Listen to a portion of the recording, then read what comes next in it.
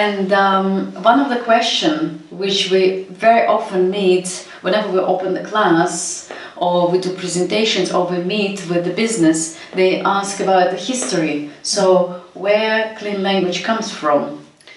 Yeah, I mean, ultimately none of this would have existed at all without David Grove.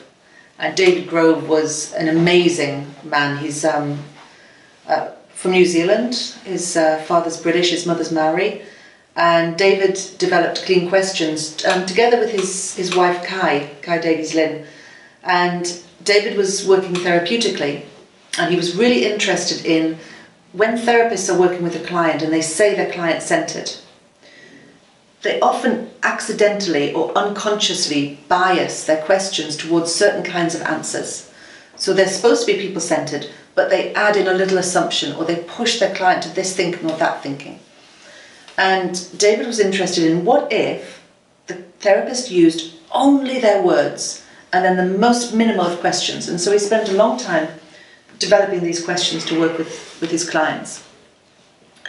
Then, being David, he couldn't just do the clean questions. He discovered that when you ask very clean questions, the clients speak in metaphor, and that you get almost a direct access to the language of thought and feeling, to their unconscious. So he would say that the metaphors mediate, the clean questions mediate between the unconscious and the conscious. So he developed his metaphor therapy. He found he was fantastic at inner child work, and he trained lots and lots of psychotherapists around the world, mainly in America. Then Penny Tompkins and James Lawley saw him and went, this is too good to be left inside one person.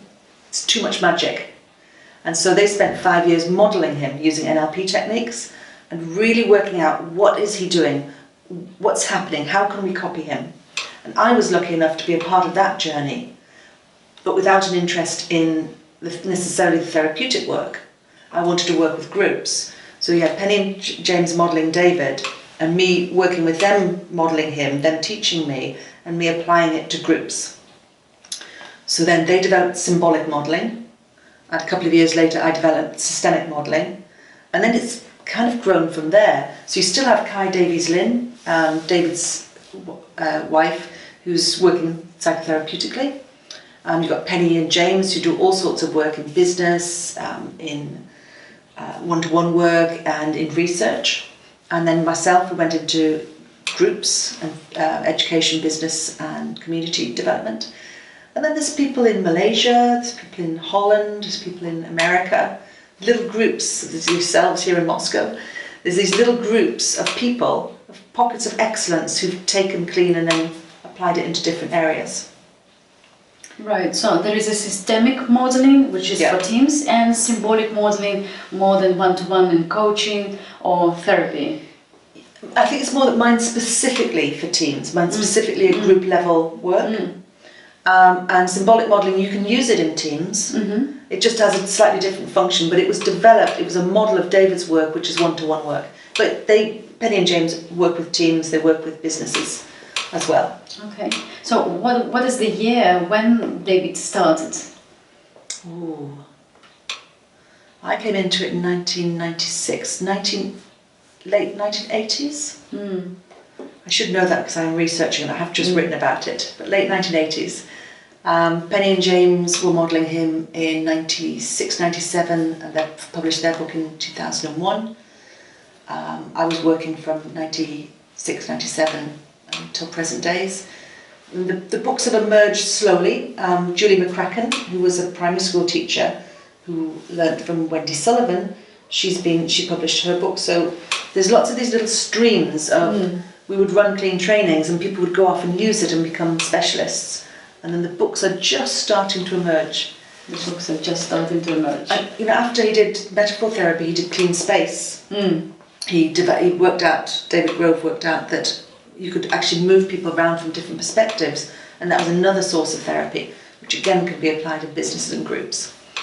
Then he developed the Power of Six, which is a whole new field which we won't go into here, and the whirligig, which is a gyroscope where the client sits in the gyroscope and they go, what do you know from this here, or from this here, or from this here, and the therapist can move them in any direction, upside down or right.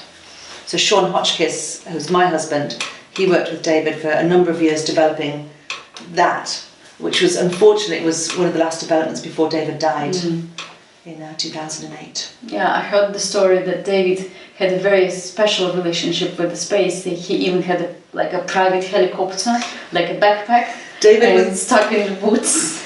If David wanted to learn something, he apprenticed himself to that absolutely without any hesitation. If he wanted to learn about non-verbal communication, he was with horses all the time. If he wanted to learn about space, and then up he'd go.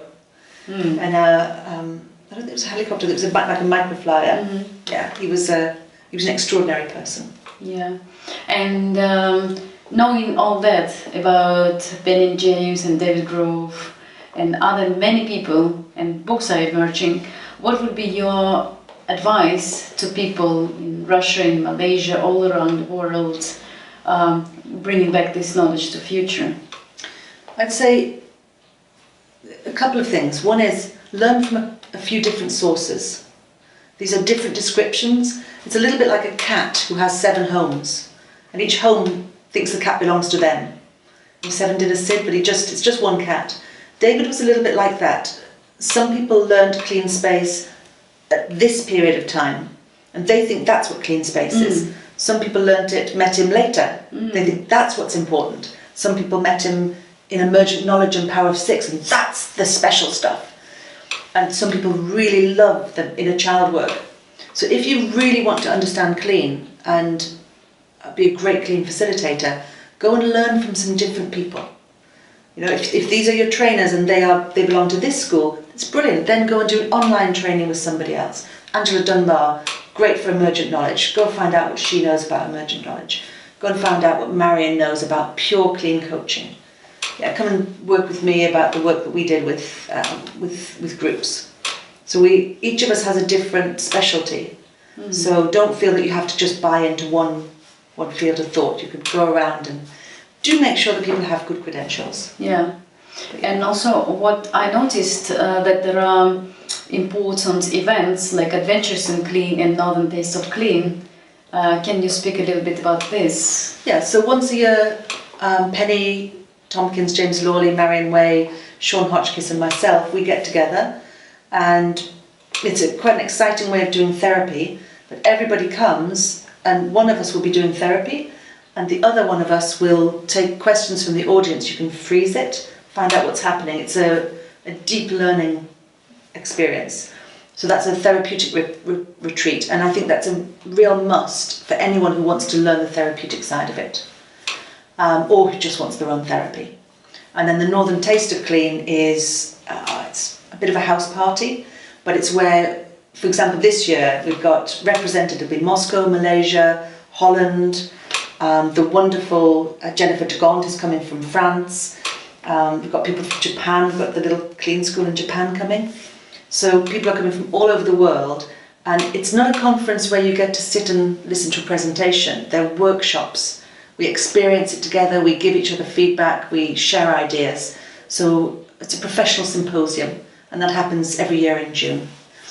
And there's an online Meta Forum. So we've just had 2 that's organised by Judy Rees, and they've been an excellent way for people who can't travel to just come together. It's a whole day it's an unconference. People just talk about what they want to talk about, share their expertise through the day.